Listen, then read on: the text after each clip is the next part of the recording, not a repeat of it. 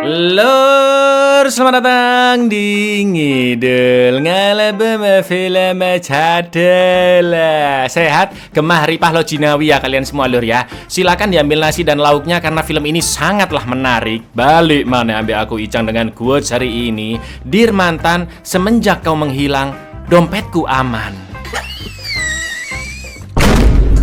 Kali ini kita akan mengidul film yang asli, cakep, dan keren banget lur. Terinspirasi dari buku karya seorang fotografer, hasil dokumentasi dan wawancara sebuah geng motor, yaitu The Biker Riders tahun 2023. Geng aslinya bernama Outlaws yang didirikan tahun 1935, dan di film ini tentunya banyak nama yang disamarkan. Mengisahkan tentang geng motor di Amerika yang begitu solid dan berhubungan baik dengan geng motor lain. Namun semua berubah ketika semakin banyaknya anggota yang bergabung dan konflik pun akhirnya terjadi.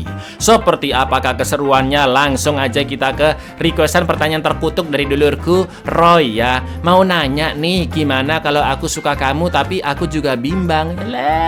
Bimbang kamu bimbang, dianya jangankan bimbang, mikirin aja enggak kayaknya lur. Monggo sketchaken.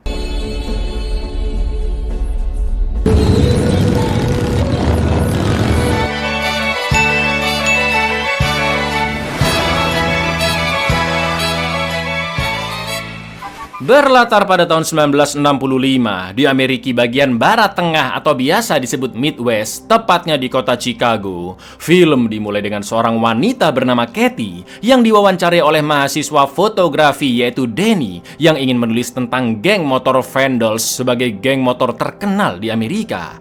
Danny pun meminta Kathy untuk menceritakan saat pertama kali bertemu geng motor Vandals. Lalu Kathy mulai menceritakan bahwa setahun yang lalu di suatu malam dia datang ke sebuah warkop karena temannya pengen ngutang. Namun ketika masuk, warkop tersebut dipenuhi oleh geng motor Vandals. Di antaranya adalah Corky, Zipko, Carl, Wahoo, Brucey, dan Cockroach alias kecoa lur. Jelas Kathy yang berpakaian ketat pun menjadi pusat perhatian dan banyak yang menggodanya. Setelah meminjamkan uang ke temannya, Kathy pun akan segera pergi dari sana. Namun begitu melihat ketampanan anggota lain bernama Benny, Kathy pun langsung duduk kembali dan bertanya ke temannya siapakah pria tersebut. Akan tetapi temannya hanya mengatakan agar Kathy jangan sampai kencan dengan Benny karena dia adalah pria selengean, temperamen, dan sering jatuh dari motor. And that's when I seen Benny. There's a good-looking guy over at the pool cracks up on his bike. Ketika temannya pergi mengambil minuman, tiba-tiba Kathy pun dihampiri Benny yang langsung memperkenalkan dirinya. Kathy yang tertarik kode-kode agar diantar pulang. Namun dengan coolnya Benny justru mempersilahkan Kathy untuk pulang sendiri. Tak lama kemudian ketua geng motor Vandals yaitu Venom alias Johnny mendatangi Kathy untuk mengatakan jika anggotanya memang suka iseng. Namun Johnny memastikan mereka tidak akan macam-macam. Setelah itu Kathy pun akan pulang dan sempat terkena ceplesan tangan-tangan random beberapa kali. Namun ketika sedang menunggu Gojek, tiba-tiba Benny keluar dan naik ke motornya yang ada di depan Kathy tanpa mengucapkan sepatah kata pun lur. Kathy pun hanya bisa melihatnya. Dan ketika anggota geng lainnya keluar, mereka semua menyoraki Kathy agar naik ke motornya Benny dan ikut rolling atau jalan-jalan keliling kota. Di momen inilah lur, Kathy sangat takut karena Benny terus menerobos lampu merah. Namun Kathy juga sangat terpukau ketika melihat anggota-anggota geng lain menyusul dan pemandangan itu sangatlah indah baginya.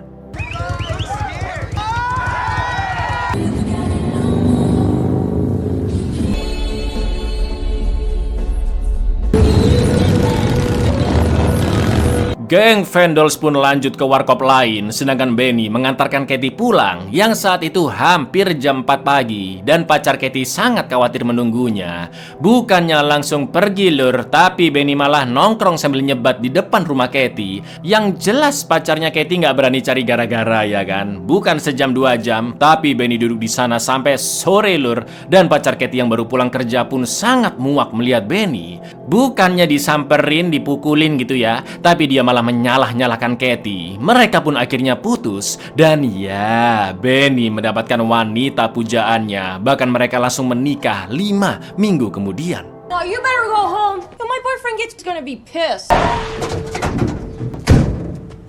I'm done!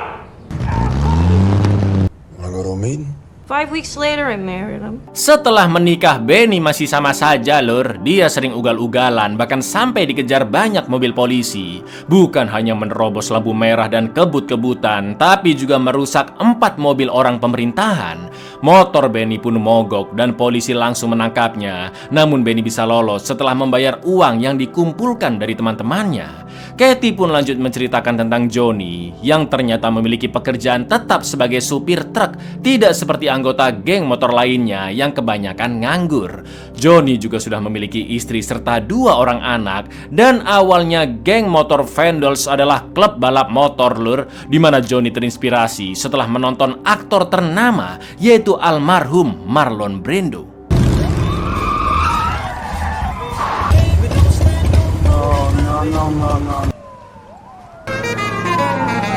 Watching Marlon Brando got the idea for the. He's a truck driver, but I mean, he's got 2 daughters. This club started was it was a racing club.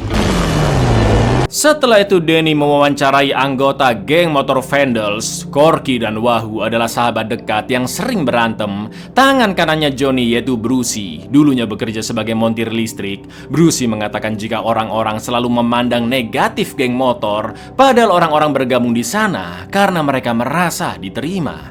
Lalu ada Carl yang memahami filosofi motor bahwa tidak ada motor yang sama, karena meski bentuknya terlihat sama, namun sebenarnya setiap motor memiliki ciri khas masing-masing dan setiap orang memiliki pandangan yang berbeda-beda. Selain itu ada si kecoa yang sudah berkeluarga dan kadang-kadang suka makan serangga. Juga ada Zipko yang tampilannya semrawut dan agak tuli dia ini, lur. To be part of something. I mean, that's what it really is. He doesn't. But all choppers are different. Every one of them different. Everybody's melon's different. Bug isn't really bad. It's all in a person's mind. What?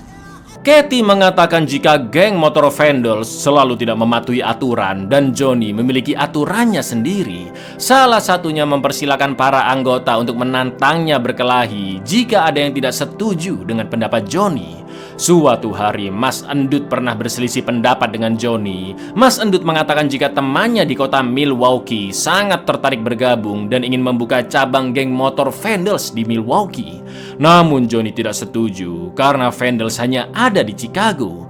Akan tetapi Mas Endut yang masih ngotot pun akhirnya menantang Johnny untuk berkelahi. Dengan santainya Johnny menawarkan mau baku hantam tangan kosong atau dengan pisau. Perkelahian pun terjadi dengan tangan kosong dan Johnny yang memang sangat kejam berhasil mengalahkan Mas Endut dengan mematahkan jarinya. Namun setelahnya Johnny mengizinkan teman Mas Endut untuk membuka cabang Vandals di Milwaukee untuk memperluas kawasannya. Di awal Johnny sengaja menolak tawaran itu karena dia tidak suka diatur-atur, dan jika ada aturan atau ide yang baru hanya boleh muncul dari cangkemnya Johnny untuk menunjukkan kekuasaannya.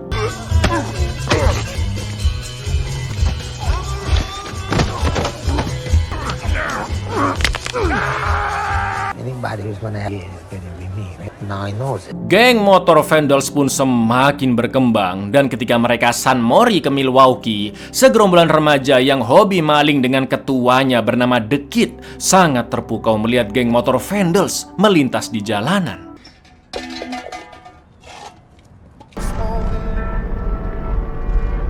Chapters started popping up all over. It's gonna join up. Now when I was a young boy. Damn it, what the hell did... Setiap geng motor Vandals jalan-jalan, orang-orang selalu tercengang melihat mereka. Bahkan orang-orang kalangan atas yang sedang berada di pameran mobil pun juga sama, lur. Motor-motornya ini emang keren sih, cuk.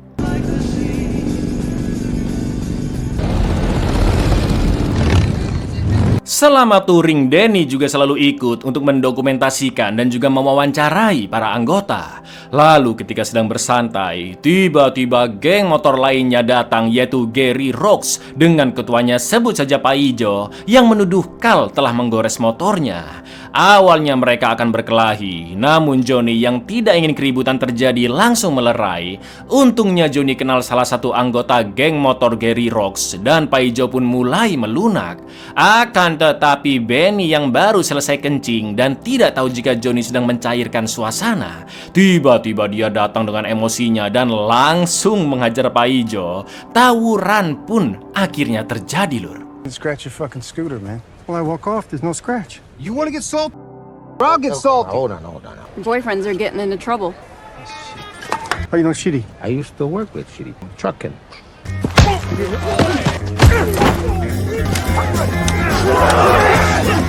Karena memukul jendela mobil sampai beling menancap di tangannya, Benny yang memang temperamen memukul secara membabi buta, namun Johnny langsung menghentikannya karena bisa-bisa Benny dipenjara jika pria itu sampai mati. Perkelahian pun selesai dan kedua geng motor ini justru menjadi teman, lur. Katie pun lanjut menceritakan jika orang seperti Benny dibutuhkan oleh geng motor karena dia suka berkelahi, sedangkan setengah dari anggota geng Vandal sebenarnya penakut dan tidak berani baku hantam. Itulah mengapa saat anggota geng sedang jalan sendirian, mereka tidak memakai jaket geng motornya karena banyak orang yang tidak suka bahkan dendam dengan mereka. Tidak seperti Benny yang kemana-mana selalu memakai atribut Vandal secara lengkap dan akibatnya dia sering tiba-tiba diserang.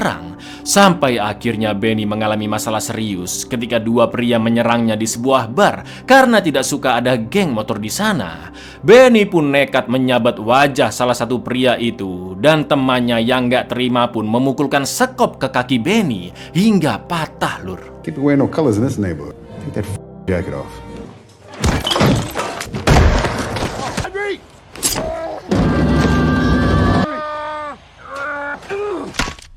Singkat cerita, wawancara pun berlanjut 8 tahun kemudian, atau tepatnya di tahun 1973. Karena usut punya usut, pada tahun 1969, Denny sudah menyelesaikan kuliahnya dan lanjut bekerja di New York.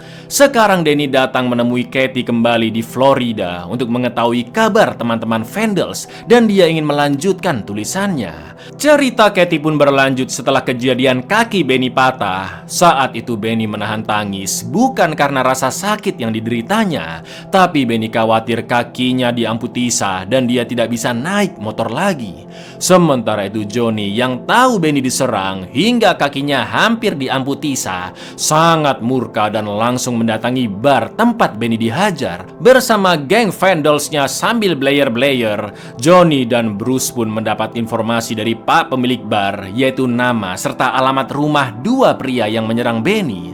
Johnny yang awalnya cinta damai benar-benar ngamuk, lur, karena Benny disakiti. Anggotanya pun diperintahkan untuk mematahkan kaki dua pria itu sampai tidak bisa berjalan lagi. Sedangkan bar tersebut juga dibakar habis karena kedua pria itu pelanggan tetap di sana. Bahkan polisi serta damkar tidak berbuat apa-apa karena sekarang mereka sangat takut dengan geng Vandals.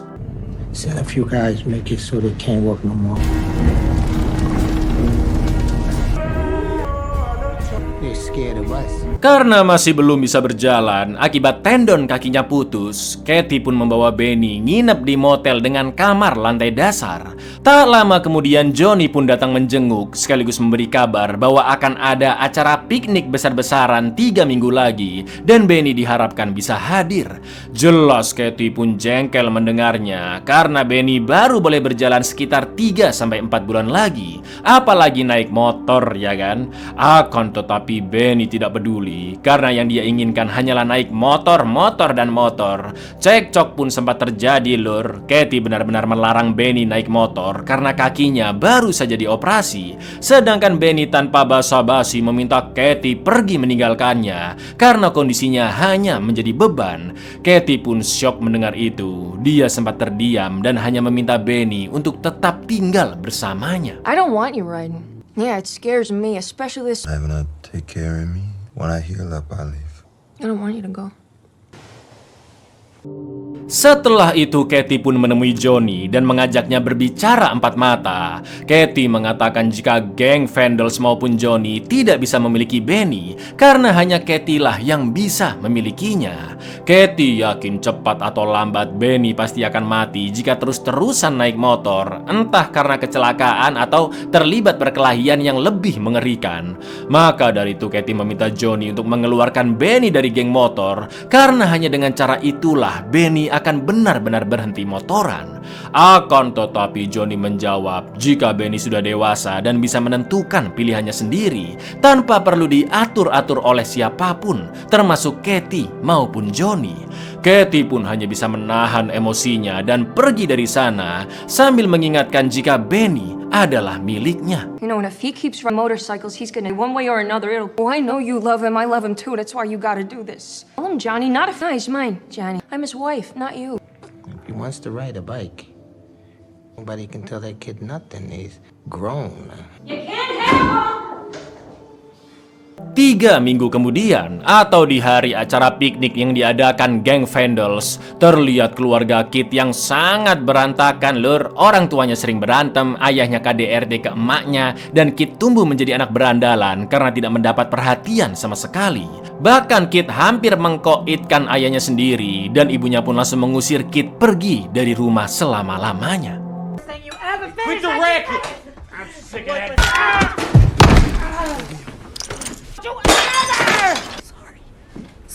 Di acara piknik, ternyata Benny benar-benar datang memakai tongkat jalan sambil ditemani oleh Katie. Sementara itu, Kit bersama teman-temannya pun mendatangi acara piknik geng Vandals dan berniat mengajukan diri untuk bergabung. Akan tetapi karena Johnny masih asyik bersama teman-temannya, Kit and the gang pun mengurungkan niat dan akan menemui Johnny lain waktu. Di saat yang sama datanglah Sonny, anggota geng motor asal California yaitu Dead Devils yang ingin ikut seru-seruan piknik. Tentunya mereka semua diterima karena memang acara piknik itu terbuka untuk umum dan pesta pun dimulai lur. It's nice to meet some proper fuck-ups. Temanggung udane terus dubur di ambung ngecengi sortel. Nasi uduk ikannya tongkol matanya ngantuk kecekelan. Lalu di malam harinya Johnny mengajak Benny ngobrol. Johnny membahas jika dirinya tidak bisa selamanya menjadi ketua geng motor dan harus ada penggantinya, yaitu sosok yang harus dihormati semua orang dan hanya Benny lah yang cocok menggantikannya. Akan tetapi Benny merasa tidak pantas karena hidupnya terlalu kacau, berbeda dengan Johnny yang memiliki pekerjaan, rumah dan keluarga harmonis. Johnny pun mengatakan bahwa semua orang di sana, baik anggota lama maupun anggota baru, ingin menjadi sosok Benny dan hanya itulah yang terpenting. Karena Benny bisa diandalkan, sama nekatnya dengan Johnny dan rela mengorbankan apapun demi geng motor. Be somebody that they respect. It's you. Come on, you're a grown up. You got a house. I don't want that. Guys I do know, they ain't got a phone down. Who all these guys here, they're all trying to be. Just think it over, Katie pun lanjut menceritakan jika Benny adalah pria yang tidak memiliki perasaan. Ayahnya meninggal, Benny biasa aja lur, karena menurutnya kehidupan setelah mati lebih baik daripada hidup. Begitu pula saat tangan kanan Johnny alias Brucey tewas, Benny juga tidak menunjukkan perasaan apapun.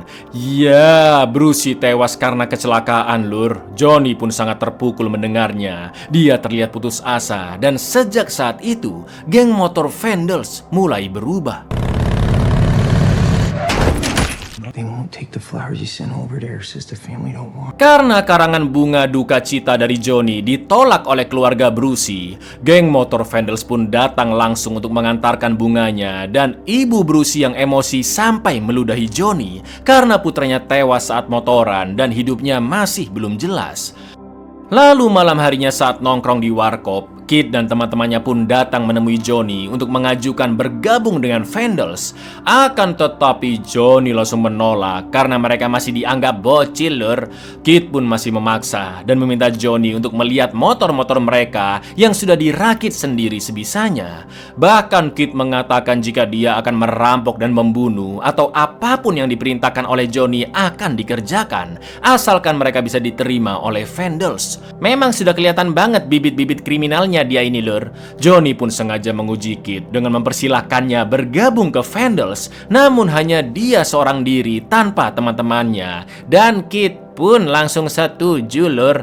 Melihat keputusannya, Johnny pun langsung mengusir Kit karena tega meninggalkan teman-temannya begitu saja. Dan sosok seperti itu tidak pantas masuk ke Vandals. Tiba-tiba Kit yang emosi pun berusaha menyerang Johnny dengan pisaunya. Namun Johnny berhasil menghindar dan pisau hanya menyabet tangannya. Lalu Kit pun dipukul Johnny hingga pingsan. If you want us to rob someone, we'll rob. Fight someone, we'll kill them. But just you gotta leave your friends. Fine. No, get the fuck out of here. I wanna see you out here. What kind of piece of shit are you? Leave your friends behind? Yeah. Get the fuck out of here.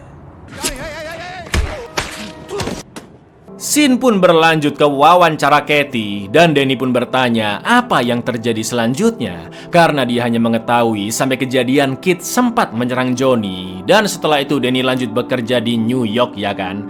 Katie pun menceritakan bahwa setelah meninggalnya Brucey dan setelah Danny pergi, geng motor Vandals terpecah antara anggota lama dan anggota baru. Apalagi banyak veteran-veteran perang Vietnam yang bergabung dan mereka pecandu narkoboy.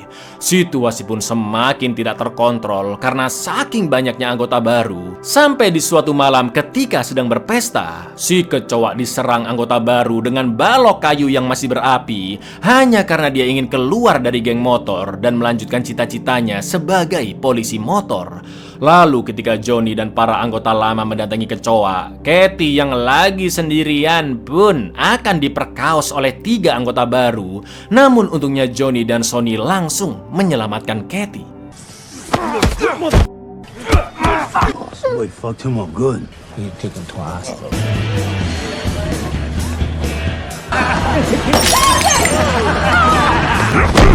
We're just getting ours. Get the fuck out of here.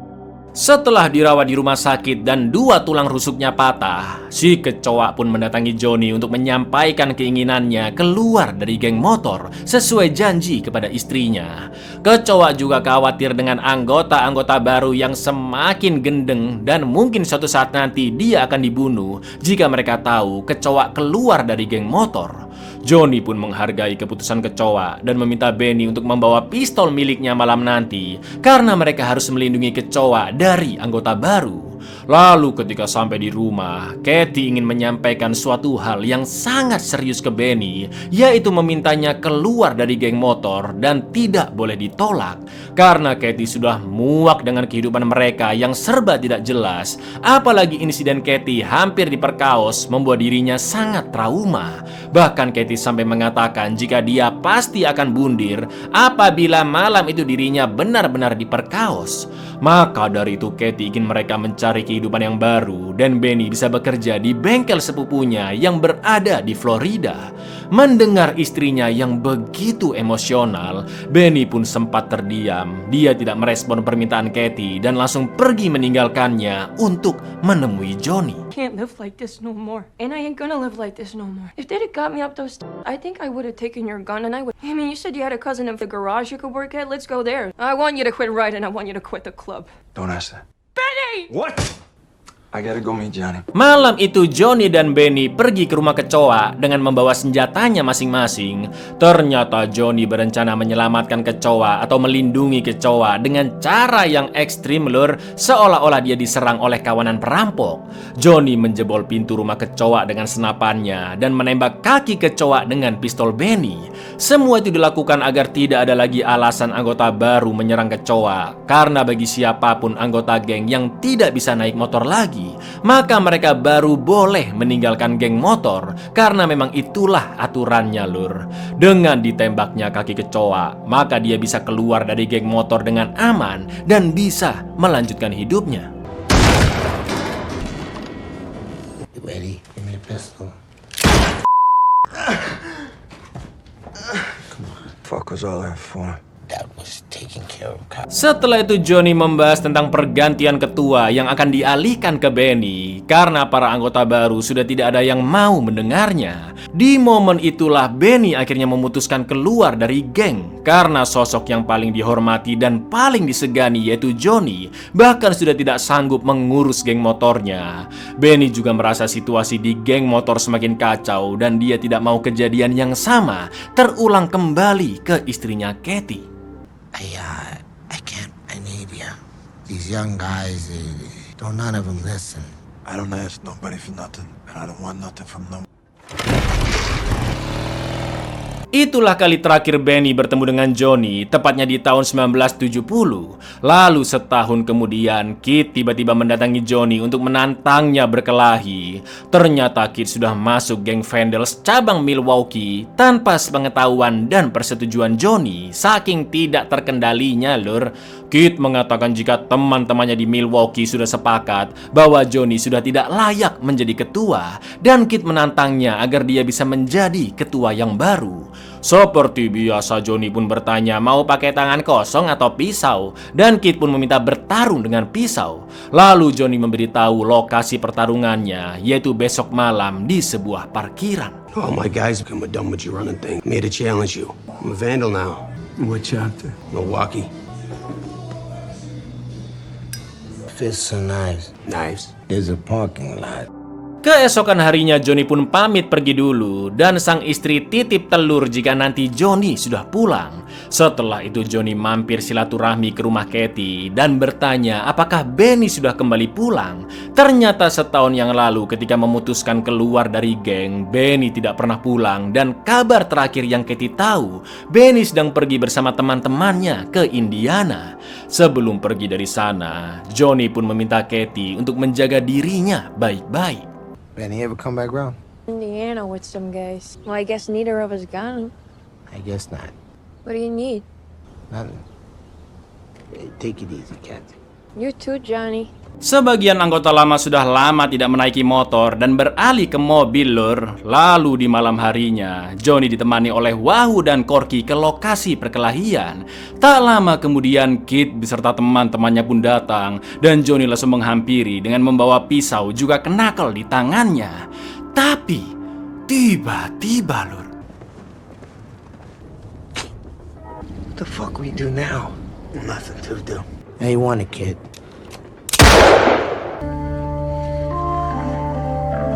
Ya, dengan pecundangnya Kit menggunakan pistol dan langsung membunuh Johnny. Biadab memang, ya kan? Betapa terkejutnya Danny mendengar cerita itu. Dan setelah insiden tersebut, Kit pun mengambil alih posisi ketua.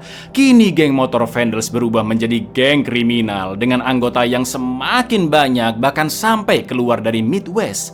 Mereka mengedarkan narkoboy, berjudi, bisnis mbak-mbak pemuas, bahkan tidak segan-segan membunuh siapapun yang berani melawan. Dulu Vandals berhubungan baik dengan geng motor lainnya seperti Sony yang berasal dari California. Namun sekarang antar geng motor hanya saling serang. Sementara itu Benny yang mendapat kabar tentang kematian Johnny akhirnya pulang ke rumah menemui Katie. Saat itu terlihat Benny yang untuk pertama kalinya menangis, bahkan sampai sesenggukan, lur, karena sahabat baik dan panutannya tewas secara tragis. Running drug stand from they even murder people. Told me the leader of the guy named Johnny is right with that guy.